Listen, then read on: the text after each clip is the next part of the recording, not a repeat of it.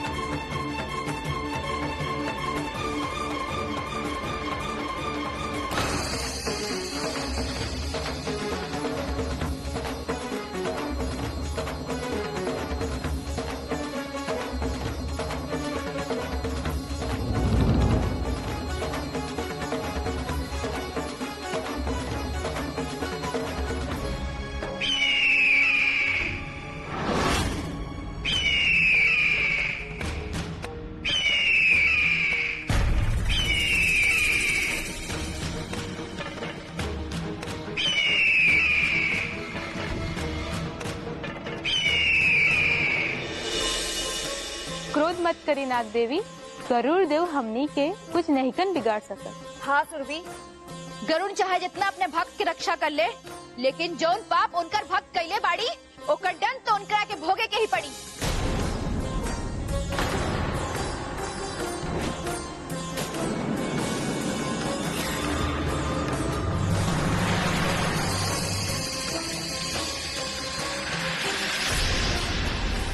ऐसा घृणित पाप के शुभ परिणाम नहीं के हो सकत सुरभि, कदापि शुभ नहीं के हो सकत।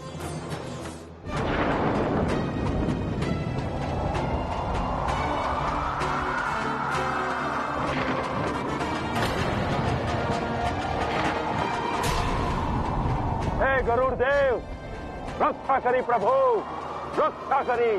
आए वाला संकट से वो कुल के रक्षा करी। अनजाने में नाग जाति के साथ जो अन्याय हो गया बा, वो अन्याय ही ना महापाप है, महापाप। भविष्य में घटे वाला यह अनर्थ के रोके के होई प्रभु, रोके के होई।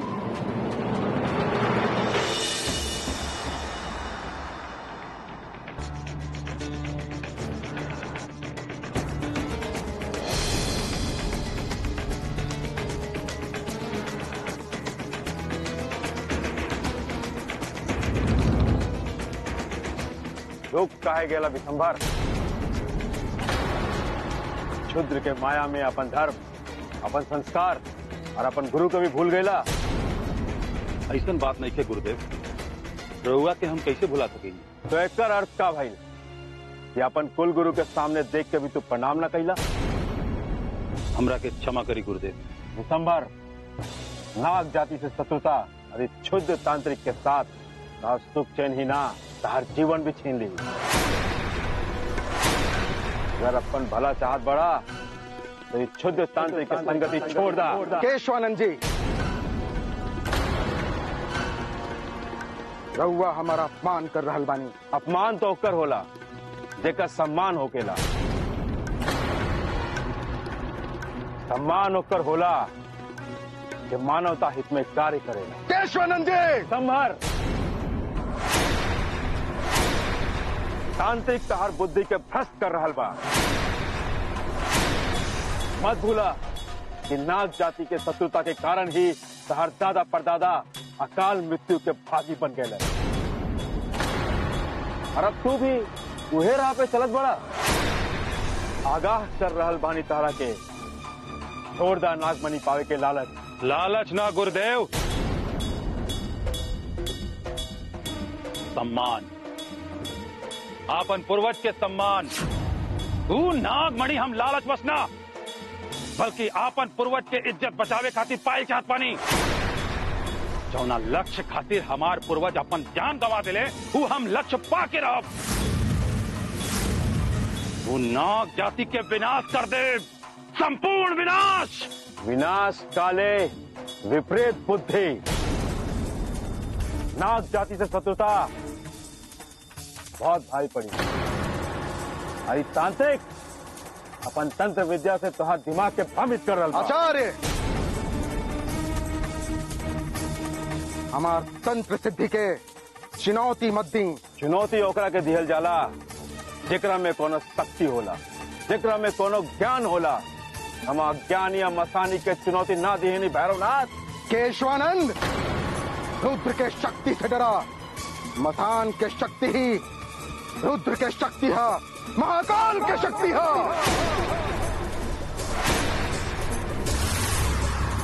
और महाकाल के आगे था काल के भी गति रुक जाला।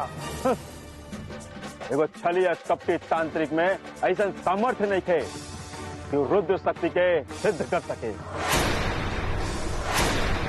तू केवल अपन स्वार्थ सिद्धि के खातिर विशंबर के प्राण संकट में डाल रहा पड़ा। हमार साथ विशंभर के हर संकट से बचावे खातिर काफी बा। ये केवल झूठा दम बा तोहार। अरे विधि के विधान तो महादेव ही ना बदल सकले। हम बदलब आचार्य, हम रोका बुद्धे उस संकल्प के नहीं के रोक सकत। तो उस शत्रु के दिव्य संतान के जन्म लेवे से कबू नहीं के रोक सकत। दिव्य संतान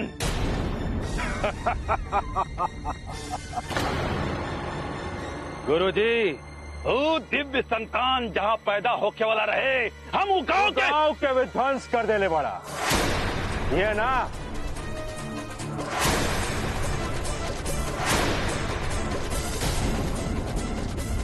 काल के गति के केहू नहीं के रोक सकत। केहू ना।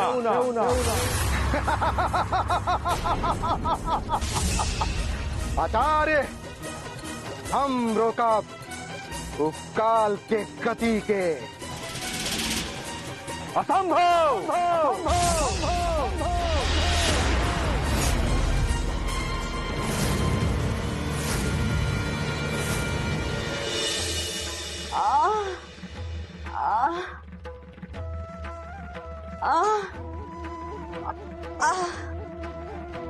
आई बैठ जी, जल्दी आई। देखी ना, पता ना चला का हो गइल बा।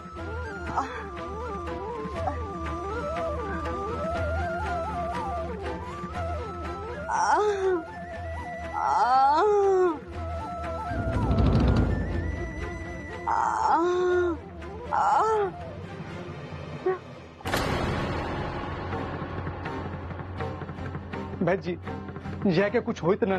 अगर जय के कुछ हो जाए हम जीवित ना रह सकब। कोनो बीमारी के लक्षण तो नहीं दिखाई दे रहल।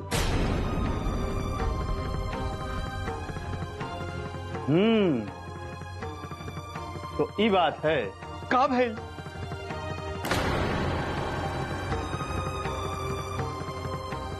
जया, तू ठीक बारू ना?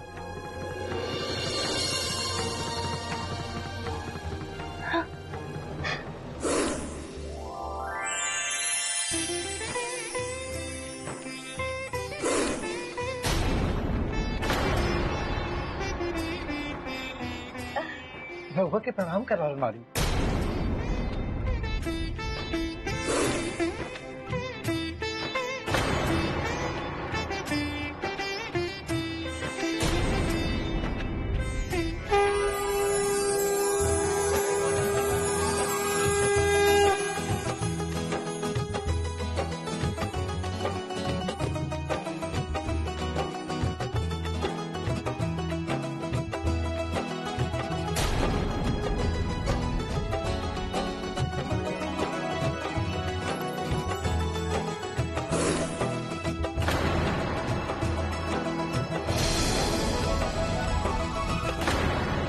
गया पे साक्षात नाग देवी की कृपा बा।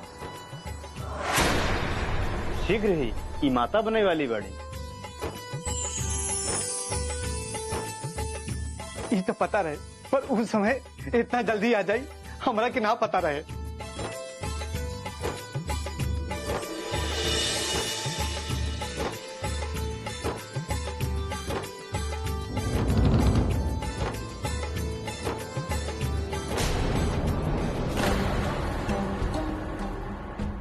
कहाँ चल गई नी नाग माता?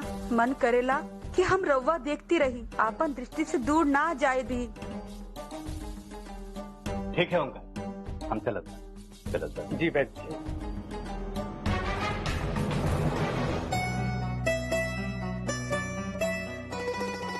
जया, हमनी के आंगन में बच्चा के किलखारी गुजे वाला बा। सालों से जौन सपना देखले रहलू अब पूरा होखे वाला बा। चली हमारे साथ चली। कहाँ? अरे चली तो अपने आप पता चल जाई। चली।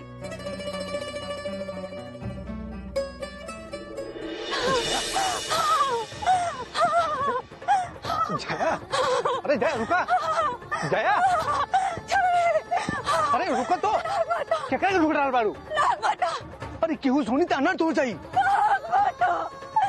हमरा को आशीर्वाद देके कहाँ चल गई नी माता, कहाँ चल गई नी? पागल हो गए बारू का? धन के लागत। अरे जहाँ नाग माता के नाम निहल पाप बा, तू वहाँ इतना जोर जोर से चिल्ला रहा बारू। चुप रहा। ना, आज हम चुप ना रहे।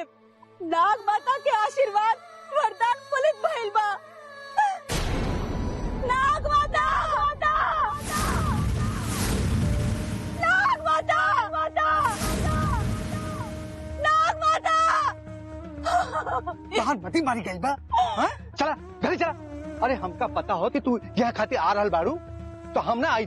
चला चला घरे चला। चाहे कुछ भी हो जाए, हम नाग माता के दर्शन कैले बिना ना जाई। नाग माता, नाग माता, दर्शन दे नाग माता, दर्शन दे नाग माता।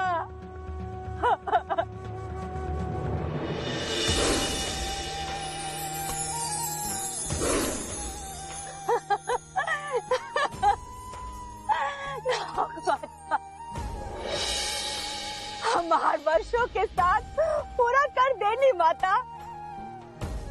हमार जीवन धन्य हो गई।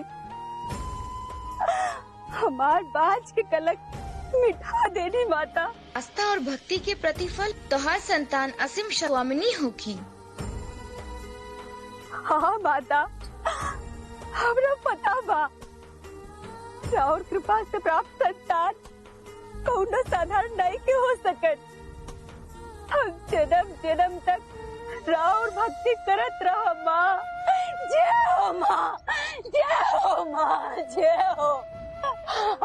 जया, केकरा से बात कर रहा बारू? नाग माता, नाग माता से। नाग माता? बेचारी, जब से नाग माता की मूर्ति फेंक के आयल बाड़ी तब से नाग माता की सपना देखे रहली। चला तू चला घरे चला। हमरा के जी भर के माँ के दर्शन कर ले में दी जी।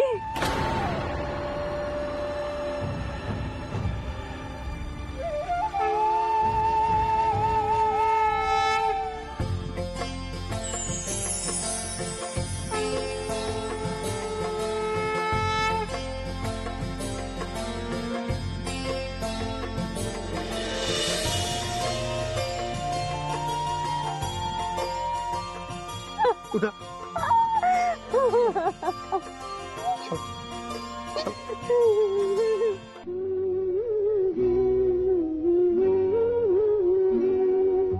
जैसे रोज आवेलू तू तेर सुन के, जैसे रोज आवेलू तू तेर सुन के, आई ओरी निंदिया निबर भन से, आई ओरी निंदिया निबर भन से।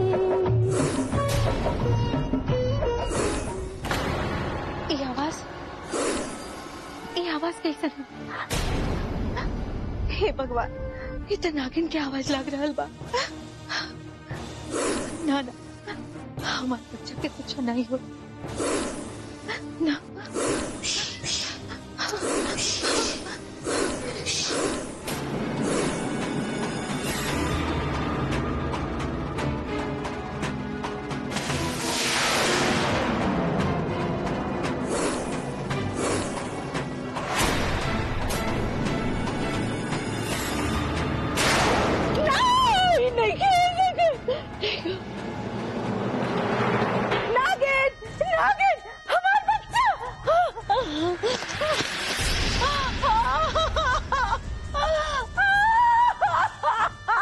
चारू, चारू, का भाई? चारू, का भाई? चारू, का भाई तो रखे? माई, माई दुर्गा कहाँ बाड़ू? आवा जल्दी। क्या हो गई? हे गरुड़ देव ठीक का भइल बेटा का भइल?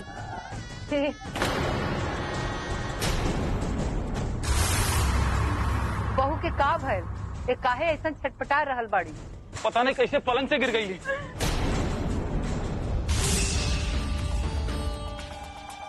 जोन काम हम न कर पैनी ई पलंग कर देले। तो बैठ के बुलवाओ जल्दी। अरे पेटे में बच्चा बा, कौनो अनहोनी ना हो जाए। हे गरुड़ भगवान कृपा करी। तू वहाँ खड़ा खड़ा का करत बाड़ू?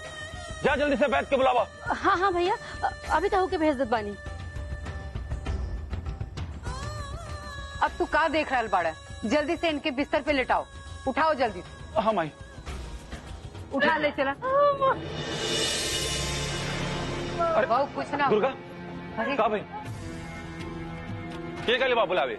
हाँ हाँ भैया, मोहना के भेजले तो रही, बाकी अब हम खुद जाके देख लेत बानी। काहे ना आइले बैद जी? जा जल्दी जा।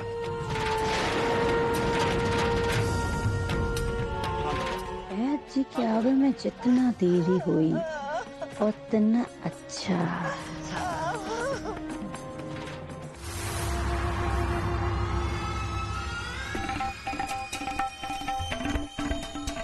रुक जाए बैद जी, रहुआ पता बा कि भाभी के बच्चा होखे वाला बा? हमरे का इस शुभ समाचार तो पूरा गांव के पता बा। तो इस शुभ समाचार के अशुभ समाचार में बदले के बाद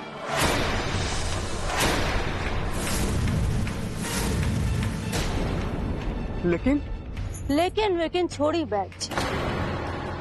भाभी पलंग से गिर गई बानी, बढ़िया मौका बा, गर्भ में ही मार दी उनकर बच्चा के।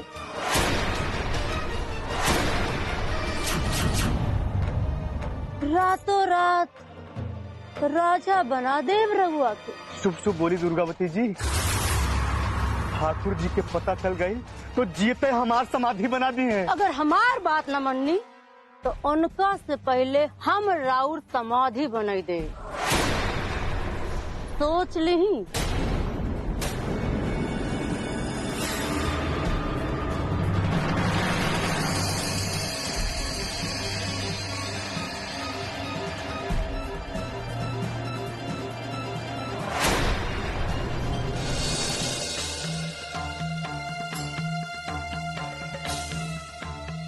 बैजी होते हुई शांत हो जा। बहुत सब ठीक हो जाई, घबरा मत। गरुड़ देव सब ठीक कर दे। हाँ अरे बैद जी अभी तक अले काहे नहीं? पता ना दुर्गा अभी तक कहाँ रह गई। अभी हम देखा था नहीं बैद जी कहाँ बढ़े।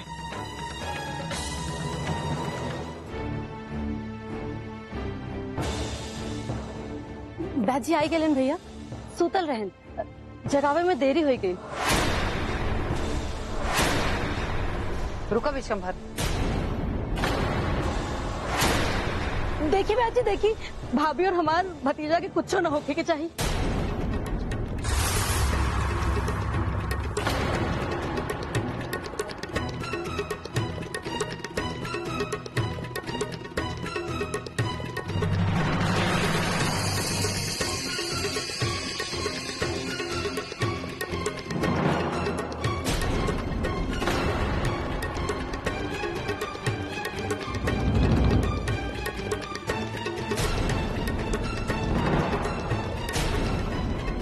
का भइल बैद जी?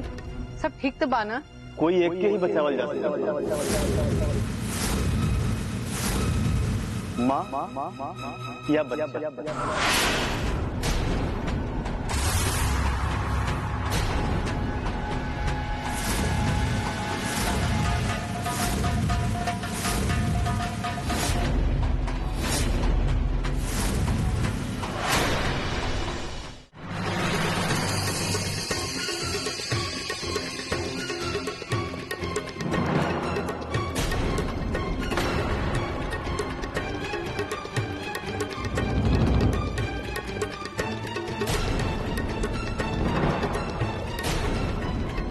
का भइल बैद जी?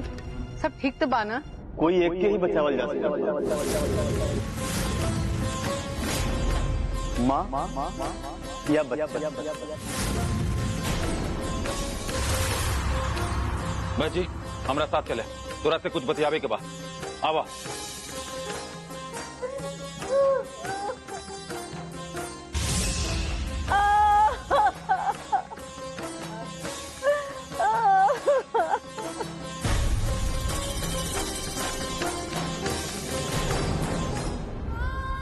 हे गरुड़ देव, सालों की पूजा के बाद मिले वाला प्रसाद के मत छीनी प्रभु, मत छीनी। माँ और बच्चा दोनों के बचा ली प्रभु, दोनों के बचा ली।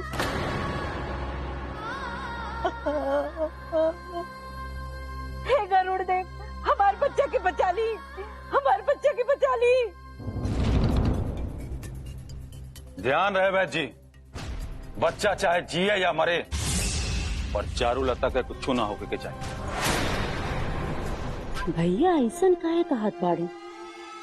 कुछ तो बात बा। इतना साल के बाद घर में बच्चा आवत बा। अरे माई और बच्चा में से माई के चल रहा बाड़े। छोड़ा, जोन बात होके अभी तो हम भी यह चाहत बानी। जवन हमारा हाथ में नहीं खे, ओकरा बारे में हम कुछ नहीं खे कह सकत ठाकुर जी। अगर चारुलता के कुछ भइल ना तो जान ले तुहार। डरपोक वैद, कहीं भैया के सब बता ना दे। ई का कहत बाड़े बिसंभर? अगर दोनों में से केहू के कुछ भरल तो हमार जान चल जाई। माँ वो तांत्रिक बाबा कहत रहलन कि हम अपन तंत्र दृष्टि से देख रहे बनी ठाकुर, तुम्हारा आवे वाला बच्चा गंडमूल नक्षत्र में पैदा होने वाला बा। और यदि ऐसा भइल तो बच्चा तारा वंश के कलंकित कर सकता और आगे चल के होकर संबंध नाग जाति से बन सकता। असंभव। असंभव संभव भी हो सकता ठाकुर। और इतने ना, वो बच्चा के जन्म लेवे के समय तोहरा कुछ कठोर निर्णय भी लेवे के पड़ सकता। अरे केहू कुछ भी कह दे मान ले बा, हम ये सब नहीं मानत। जब तक गुरुदेव हमरा से न कही हैं तब तक हम कौनो तांत्रिक वास्त्री का बात न मानत। दुर्गा, ए दुर्गा। हाँ माई, अपन भाभी का ध्यान रखिए, हम गुरु जी से मिले जात बानी। मौत से ही ध्यान रखे के बात कर हलवाड़ू माँ। वैद्य जी रउआ जाई, हम फुलझारी दाई के बुलौले बानी। जच्चगी का मामला है वो सब देख ले। ये ठाकुर वंश के उत्तराधिकारी का मामला बा। तो खेल ही बिगड़ गई।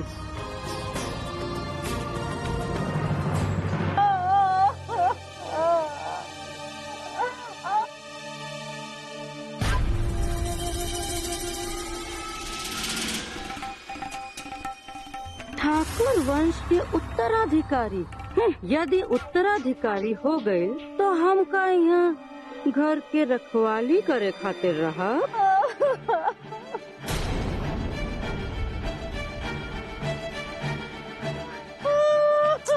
अरे भाभी बहुत दर्द होता ना, सब ठीक हो जाए, बस थोड़ा सहन करी।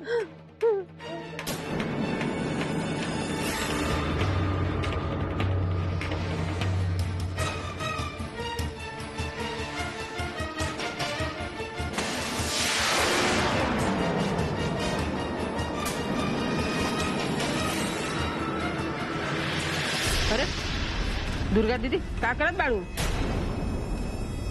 कछ नहीं देखा देखा भाभी का देखा। धीरज रखे बहुरा ने, कछु ना पर धीरज रखे, धीरज रखे। सुन फुलझा, हमार एगो काम कर, जीवन भर सुखी रहबू, रानी बन के रहबू। ना ना दीदी, अभी कुछ ना सुनब, जौन भी करे के होई बहू जी के दिखला कर बातें करो।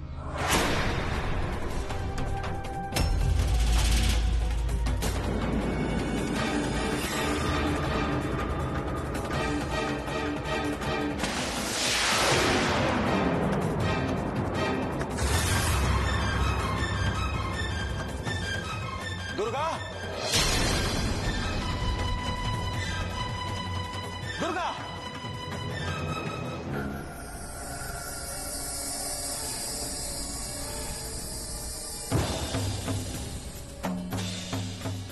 दुर्गा, दुर्गा। अगर दोनों में से केहू के कुछ भी करा तो हमार जान चल जाएगी। हमका बुलाने हैं भैया। अंदर सब कुछ ठीक तो बा? हाँ हाँ भैया, दाई बहुत अच्छा भैया। अपने घर में पहले होकर माई आवत रही। सुनले बानी केकरा के हाथ में बहुत सफाई बा। सफाई तो इतना बा कि रउआ पता भी न चली और ए वंश के कुल दीपक बुझ जाए।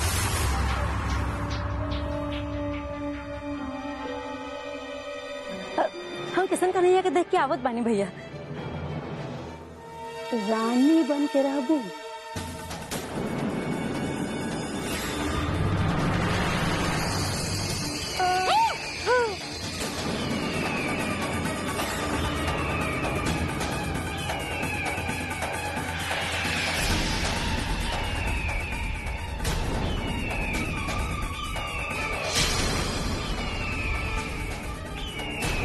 ओम गरुड़ देवाय नमः स्वाहा। ओम लक्ष्मी पते नमः स्वाहा। ओम गरुड़ देवाय नमः स्वाहा। ओम लक्ष्मी पते नमः स्वाहा। ओम लक्ष्मी पते नमः स्वाहा। ओम गरुड़ देवाय।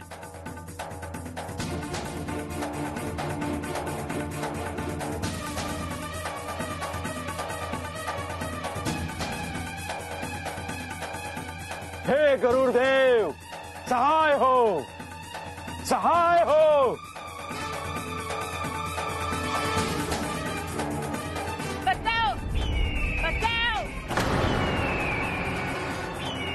बचाओ। जय गरुड़ देव। स्वाहा। हाँ भैल गुरुजी। एगो भारी संकट टल गइल बा। साक्षात गरुड़ देव के कृपा भइल बा।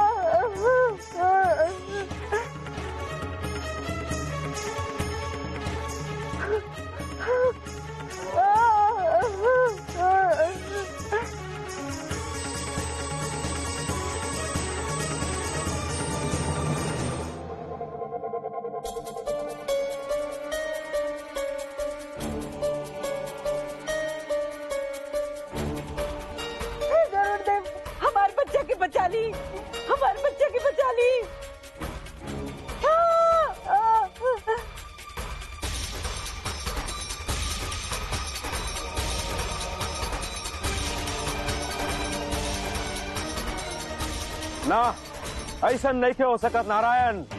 रक्षा, जगत नियंत्रण रक्षा।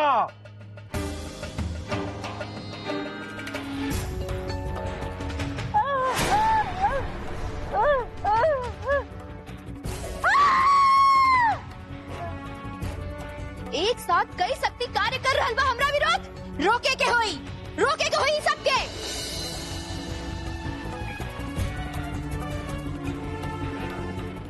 ये दाई कहाँ मर गई? अभी तक कौनो खबर पेलेस का है ना? अगर ये बच्चा पैदा हो गई तो हम उन पर गर्दन काट दे। दुर्गा, चिंता मत कर, तुम्हार भाभी के कुछ ना होगी। हाँ भैया, हमरा के गरुड़ देव पर पूरा भरोसा बा कि वो भाभी के कष्ट दूर करिए और एगो सुंदर बाल गोपाल भतीजा के हम बुआ बना।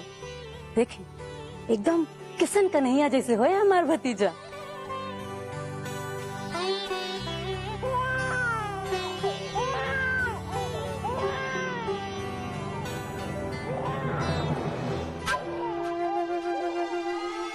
दुर्गा, दुर्गा, अरे दुर्गा दुर्गा दुर्गा, तुहार कहल सच हो गई।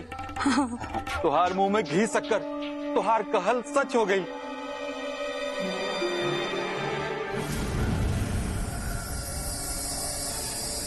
हम किशन कन्हैया से मिलके आवत बानी भैया। हाँ, जा जल्दी। जय हो गरुड़देव, तुहार लाख लाख शुक्र बा।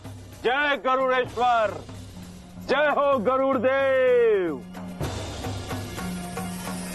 का भैल गुरुजी? राउर वंश के बढ़ाए वाला आ गइल बा। साक्षात नारायण बच्चा के रक्षा कहले पड़ल। जय गुरुदेव, जय नारायण, जय गुरुदेव।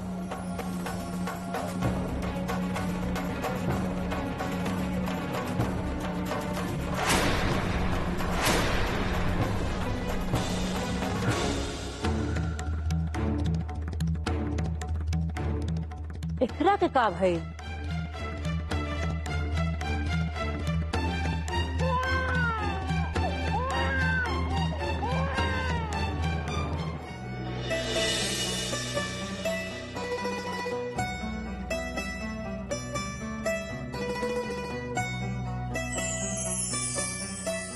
हमार बेटा। अले ले ले ले ले, हमार बाबू, हमार किशन कन्हैया। अले ले ले ले, रहुआ ठीक तो बानी ना भाभी? आज आज बुआ की गोदी में आज। आजा आजा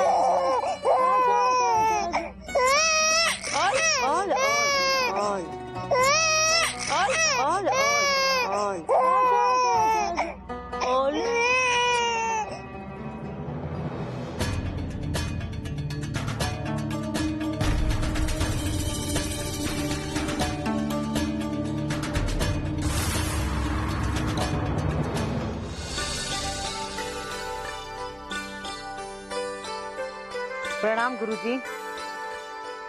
जात बनी। रुका, हम तोहार कुलदीपक के कुंडली देख लेत बानी।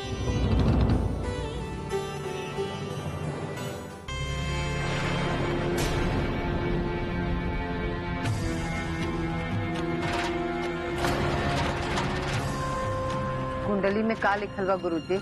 सब ठीक से बा ना? कुंडली दोष से भरल बा। बालक के प्राण पर संकट बा। अल्पायु बा बालक। नहीं गुरुदेव, ऐसे ना कही। हम वे कहत बानी जवन सत्य बा। काल सर्प दोष बा। लग्न में राहु और मंगल नीच के होके के बैठल बा। प्रणाम गुरुजी। जात बनी। रुका, हम तोहार कुलदीपक के कुंडली देख लेत बानी।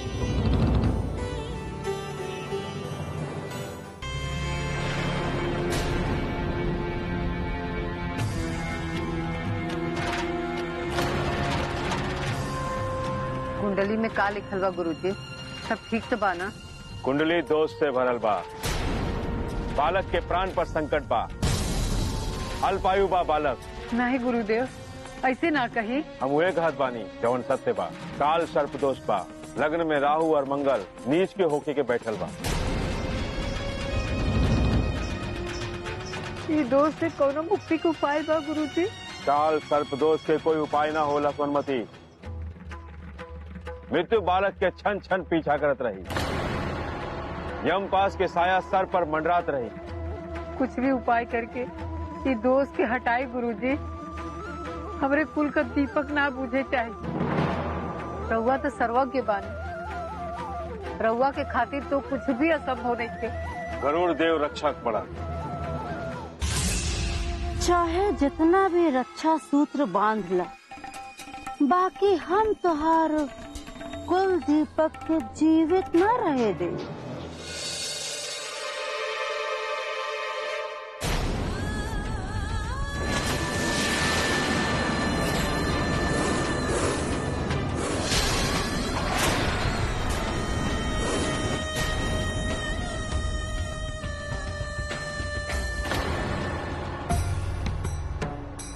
एगो और विशेष बात दिखाई दे रहल बा कुंडली में। जी बोली गुरुजी। राहुल कुल में पीढ़ियन से जो नागमणि पावे की कोशिश होत रहल बा, राहुल पोता वो नागमणि पावे के आधार बन। नहीं, ये नहीं हो सकत। नहीं क्या हो सकती नहीं।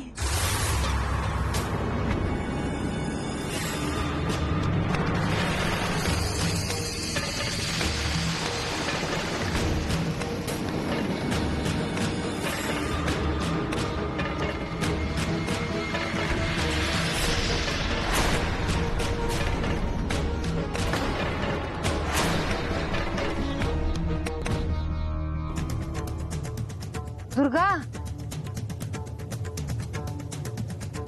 दुर्गा बेटा, दुर्गा का भइल बेटा? दुर्गा आँख खोला।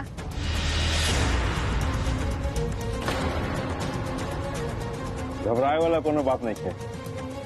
दुर्गा माँ बनने वाली बड़ी। सच? ये तो बहुत खुशी की बात बा।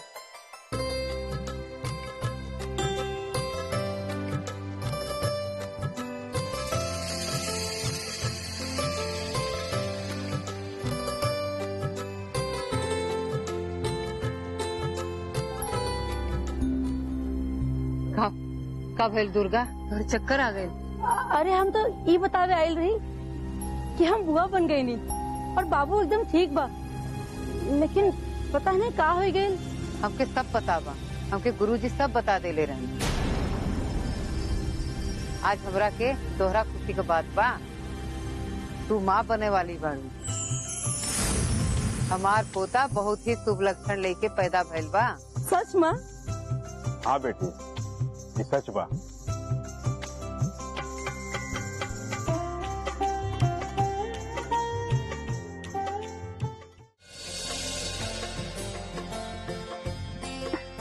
देखी ना, जैसे धरती माँ की गोद भरल बा, ऐसे ही हमार गोद भरी। देखी ना, धरती माँ कितनी खुश बाड़ी, कितना सुंदर फूल खिलल बा, जैसे गोदी में छोट बच्चा उछलत होके। जब तोहरा गोद में तोहार बेटा आई ना, तो तोहार जीवन भी ऐसे खुशी से भर जाई। बेटा ना बेटी। ये तोरा के कैसे पता कि बेटा ना बेटी आई?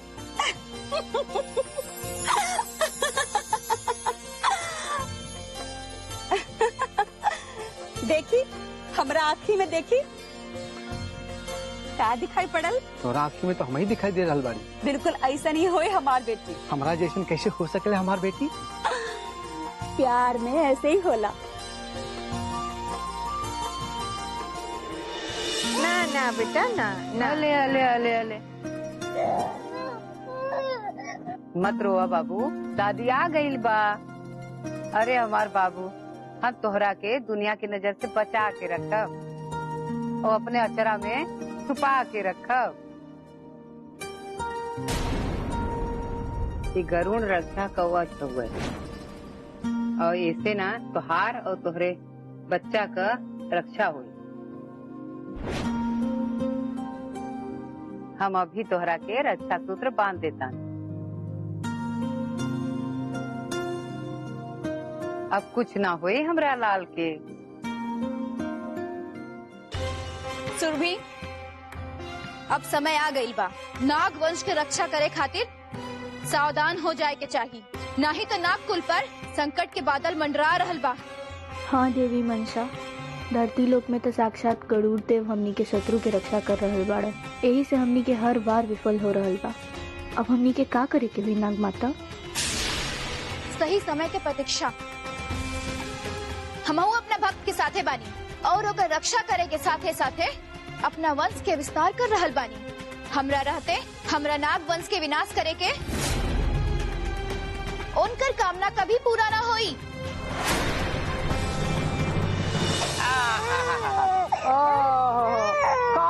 का भयल अले अले अले काय रोज बा, मत रो मत रो।